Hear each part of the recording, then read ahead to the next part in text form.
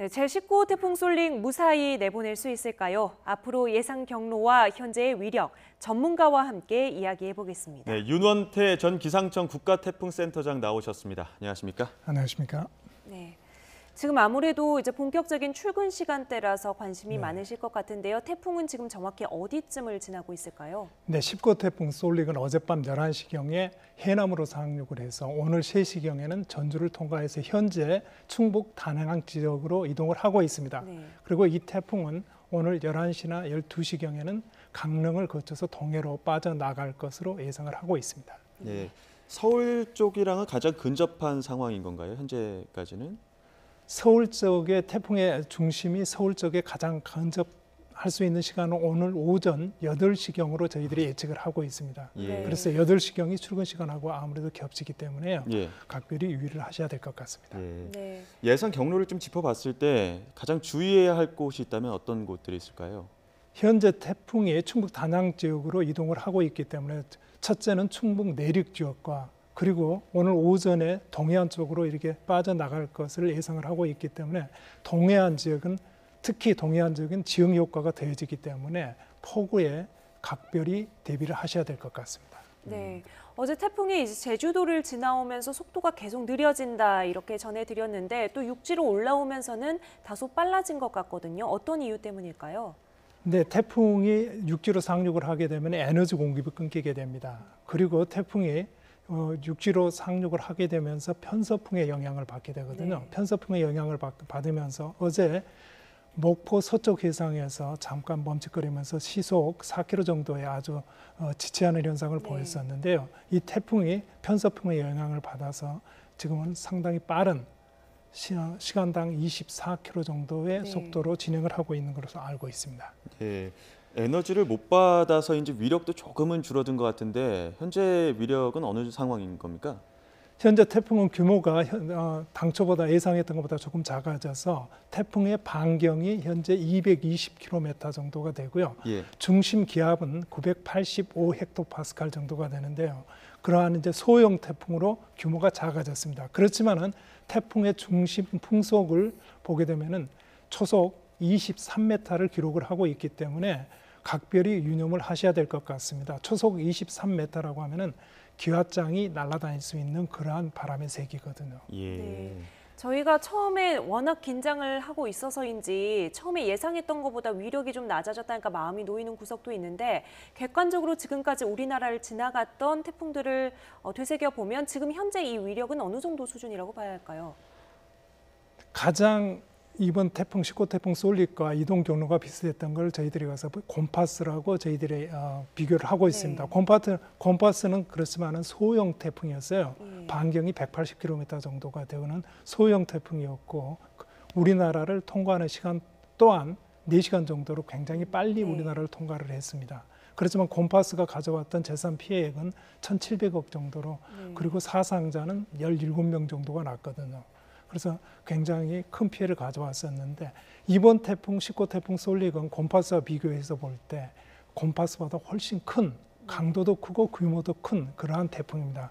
그래서 당초 저희들이 예상했던 것보다도 쏠릭의 영향력이 많이 유력이 약해졌다고는 하나 각별히 신경을 써야 될 것 같습니다. 네, 콤파스 이상의 위력은 예상을 하면서 계속 준비를 해야겠군요. 네, 예, 대비를 철저히 또 해주셔야 될 것 같은데 혹시 이 태풍이 조금 더 위력이 줄어들거나 혹은 강해질 가능성도 있는 겁니까?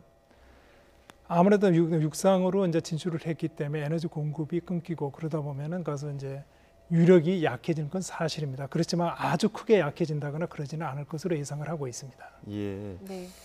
또 이 태풍 쏠릭과 또 시마론의 상호작용 때문에 좀 위력이 줄어들었다 뭐 이런 이야기도 있던데 그것도 어느 정도 있는 겁니까 영향이?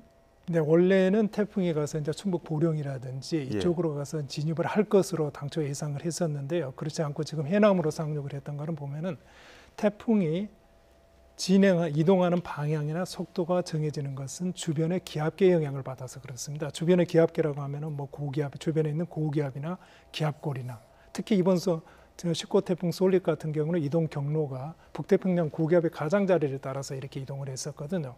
그게 바로 북태평양 고기압이 이번 태풍 솔릭의 지향류였던 겁니다. 근데 이 지향류가 어떠한 이유로 인해 가지고 약해지면서 태풍이 견인되지 못하고 목포의 서쪽 해상에서 시속 4km 정도로 지체를 했었죠.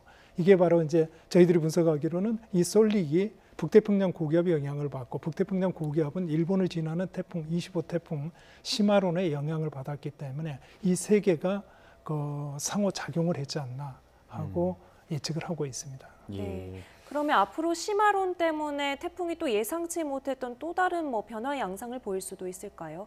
제가 보기로는 우리나라에 이제 통과를 할 시기에는 동해상으로 빠져나가서는 시마론도 마찬가지로 일본을 통과를 해서 동해상으로 진출을 하거든요.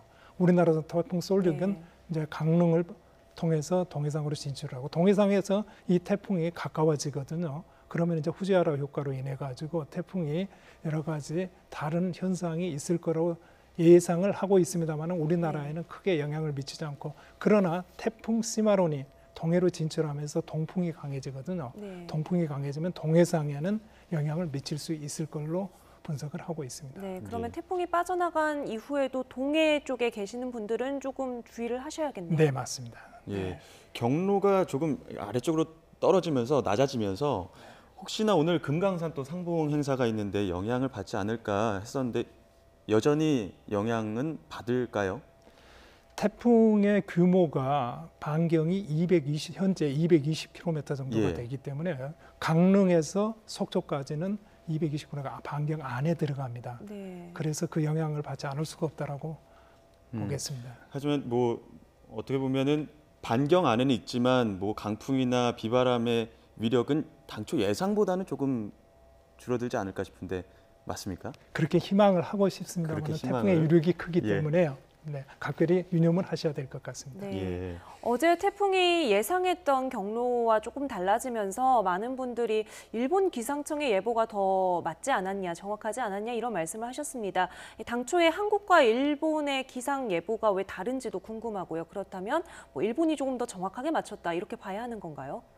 꼭 그렇지는 않습니다. 이거 이제 우리나라 기상청에서 제공하는 정보는 굉장히 일본보다 더 그러니까 많은 정보를 이번에 제공을 했었거든요. 태풍이 이동 방향이라든지 속도가 변할 때마다 이러한 정보들을 내놓기 때문에 그러한 이제 가서 정보 수정을 어찌 보면은 더 많은 정보를 국민에게 제공을 했고 네. 그 많은 정보로 인해서 정확한 진로를 예측할 수가 있었다라고 볼 수가 있습니다. 그래서 우리나라로 접근하는 태풍을 예측하는 것은 우리나라 기상청이 아무래도 낫고요. 물론 이제 뭐 케이스 바이 네. 케이스로 바뀔 수는 있겠습니다만은 네. 지금 현재 우리나라 기상청의 태풍 예보 수준은 세계적인 수준이라고 국제적으로 인정을 받고 있습니다. 네. 그래서 더 많은 정보를 제공했다라고 보셔야지 네. 이동 경로를 틀렸다라고 보는 것보다는 네. 더 많은 정보를 국민에게 제공을 해서 사전 대비를 할 수 있는 정보를 제공했다라고 하는 게 더 맞을 것 같습니다. 데이터를 수집하는 방식이나 범위가 다르기 때문에 나라마다 좀 예보가 다르게 나오는 건가요? 예보를 하게 되면은 먼저 예보관들이 일본 예보관이나 우리나라 예보관이나 미국 예보관들이 거의 똑같은 정보를 모델 예측 정보인데요. 예. 거의 똑같은 정보를 제공받습니다. 그리고 이 모델 예측 정보를 분석을 하고 1차적으로 분석을 하고 이 분석한 정보를 가지고 경험이 많은 예보관들이 마지막에 이제 예측 정보를 발표를 하게 되거든요. 그래서 두 가지 이제 효과가 있는데 첫 번째는 이제 모델의 예측률, 그 다음에 예보관의 경험, 이 두 가지가 합쳐져 네. 가지고 예측 정보가 나오게 됩니다. 네. 예. 날씨란 게 예. 유동적이다 보니까 태풍은요 예. 특히 그렇기 때문에 네. 실시간으로 변화하는 정보들을 계속해서 잘 보는 게 중요할 것 같습니다. 예. 그리고 또 현재 동북아에만 2개의 그 태풍이 머물고 있는데 이게 폭염의 영향 때문인 건가요? 이렇게 이례적인 상황인 것 같은데 어떻습니까? 네, 아무래도 2000년대 이후로 이제 기후 변화가 심화되고 지구 온난화가 심화되면서 예. 이렇게 폭염 현상도 더 강하게, 더 자주 나타나고 있지 않습니까? 이 폭염 현상이라든지 이런 기상 현상들이 강화가 되는 것은 지구상의 에너지가 많이 축적이 되기 때문에 그런 거거든요. 그래서 지구상의 에너지가 이제 지구상의 열적 에너지의 불균형을 해소하려고 하는 것 중에 하나가 바로 태풍의 발생입니다. 태풍이 적도 지역에서 발생을 해서 극적으로 이렇게 에너지를 옮겨준다라고도 볼 수가 있거든요. 그래서 이러한 이제 폭염이 나타나고 이러한 폭염 현상이 바로 강력한 태풍으로 이어진다라고 보시면 될 것 같고 이 이유는 바로 지구 온난화가 뒤에 백그라운드로 있다라고 보시면 될 것 같습니다. 네. 그럼 일단 충북 단양을 중심으로 이 지역 근처에 사시는 분들이 지금 가장 조심하셔야 될 것 같고 이제 다가오는 출근 시간 9시, 10시까지는 수도권 지역에 움직이시는 분들도 굉장히 조심을 하셔야 네. 될 것 같고요. 몇 시쯤이면 완전히 마음을 놓을 수 있을까요? 태풍이 아무래도 우리나라에 이제 강릉을 통해서 동해상으로 진행하는 시간이 11시에서 12시경이기 때문에 네. 이제 동해상으로 빠져나가면은 아무래도 이쪽에 이제 지역적인 차이는 있습니다. 예.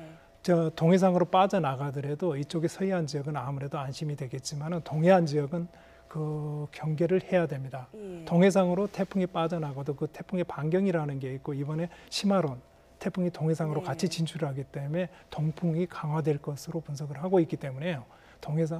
태풍이 동해상으로 빠져나가도 동해안 지역은 경계를 늦추지 말아야 합니다. 내륙 지역에서는 그러면 오후부터는 이제 조금 편안해지시겠고 동해안 지역 주민들은 오후 네. 이후에도 계속해서 좀 신경을 쓰셔야겠네요. 네, 맞습니다. 예.